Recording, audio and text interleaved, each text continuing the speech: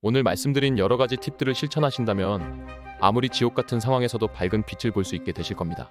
안녕하세요. 연수남이에요. 현직 대학병원 교수예요. 현재 본인의 삶에 100% 만족하며 살고 계신 분이 계신가요? 대부분 어느 정도 본인의 인생에 아쉬운 면이 있고 불만족스러운 부분도 생각하며 살아갈 겁니다. 하지만 그 와중에 자신의 삶은 너무나도 불행하다, 지옥 같다고 생각하는 사람도 분명 있을 텐데요. 이런 생각은 주로 상황 그 자체보다는 상황에 대한 인식에서 오게 됩니다. 똑같은 상황이라도 사람에 따라 그 상황을 어떻게 받아들이는지 다르고 그에 따른 감정도 180도 달라질 수 있는 것이죠. 이것이 바로 동물과 달리 사유를 할 줄 아는 인간의 특성이기도 하고요. 결국엔 내가 평상시에 어떤 인식을 갖고 어떤 생각을 하냐에 따라 행복도도 달라질 수 있다고 볼 수 있는데요.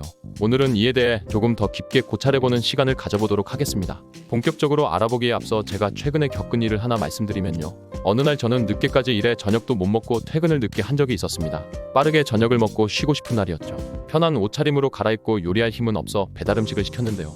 소파에 축 늘어져 음식이 오기만을 기다리고 있었습니다. 그런데 기다리던 배달 음식은 오지 않고 갑자기 휴대폰으로 전화가 오는 거예요.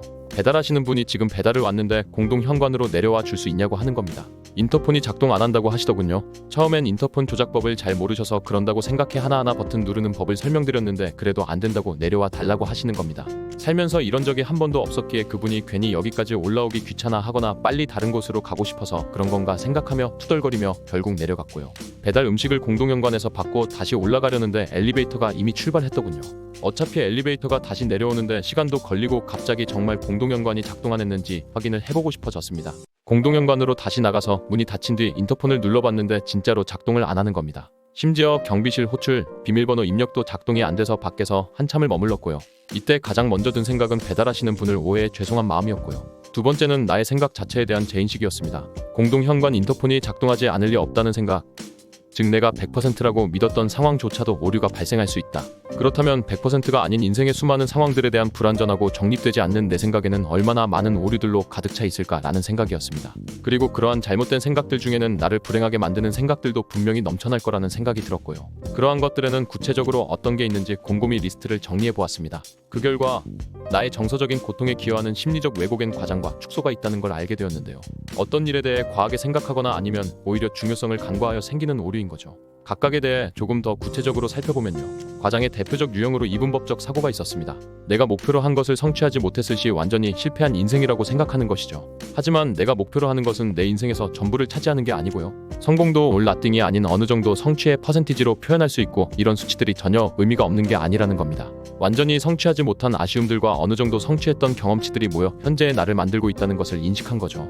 내가 하나의 목표를 이루는데 실패했다고 해도 나의 정체성은 여전히 온전히 보존되고 오히려 발전하고 있다는 사실을 인식할 필요가 있습니다. 다음으로 타인의 반응에 대한 과도한 해석인데요. 사회생활을 하다 보면 나에게 부정적인 반응을 보인 사람으로부터 상처를 받는 경우가 종종 있습니다.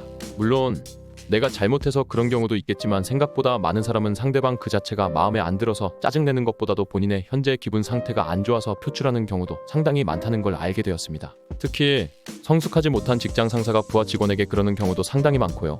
여기에 감정이 몰입되고 과도하게 반응을 해석해서 굳이 2차적인 상처를 받을 필요는 없는 거죠. 다음은 내 생각의 정당성과 합리성에 대한 과장입니다. 내 생각이 무조건 옳다고 생각하는 경우인데요. 이러한 생각들이 쌓여 겸손하지 못하고 오만한 나 자신을 만든다는 생각이 들었습니다. 여기에 이어 다른 사람의 생각의 정당성과 합리성에 대한 축소도 있는데요. 결국 나만 옳다는 독불장군식의 사고는 남에 대한 공격적인 태도로 이어질 수도 있고요. 타인들을 미워하는 마음을 나도 모르게 키워가게 되는 겁니다. 하지만 이런 사고 체계에서 가장 상처받는 건 결국 나 자신이라는 걸 알게 되었고요. 혼자 살아갈 수 없는 이 세상에서 결국 내가 만든 지옥 속에 갇히게 되는 거죠. 둘째는 과거의 후회와 미래의 욕심으로 인해 현재 삶의 가치를 과소평가하는 것입니다. 적당한 후회와 욕심은 삶의 양념 같은 존재라 우리 삶을 더 다채롭게 만들고 발전적으로 만들 수 있는데요. 하지만 지나친 후회와 욕심은 오히려 현재의 삶을 집어삼켜 그 본연의 맛을 잃게 만듭니다. 가장 행복하게 보내야 할 오늘을 후회와 욕심이 갉아먹는다면 지옥 같은 삶으로 변할 수 있는 것이죠. 이렇게 되지 않도록 저는 늘 세 가지를 마음속에 품으려고 하는데요. 첫째는 내 인생에 후회되는 면도 있지만 그래도 현재는 과거에 내가 그토록 목표로 해왔던 삶이라는 걸 계속 인지하는 겁니다.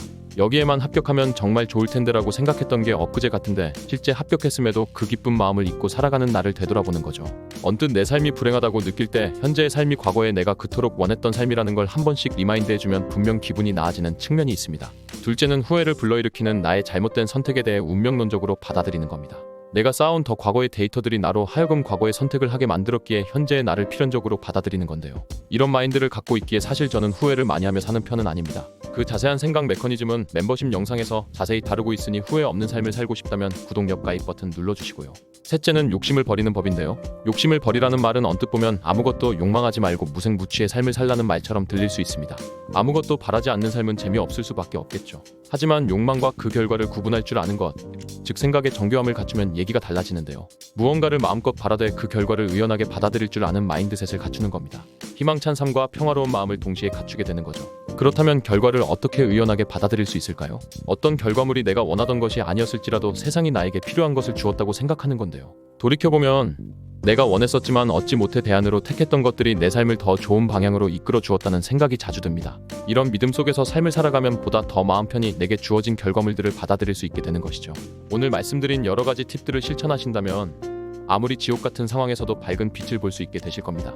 더 심화적인 성공 인사이트 및 마인드셋을 만나보고 싶다면 구독, 옆, 가입 버튼 눌러주시고요. 암기법 하나는 완벽히 마스터하고 공부하고 싶으신 분들은 고정 댓글란 연수남 암기법 책을 참고해주세요. 오늘 영상은 여기까지고요. 도움이 되었다면 구독과 좋아요, 알림 전체 설정 맞춰주세요. 감사합니다. 당당.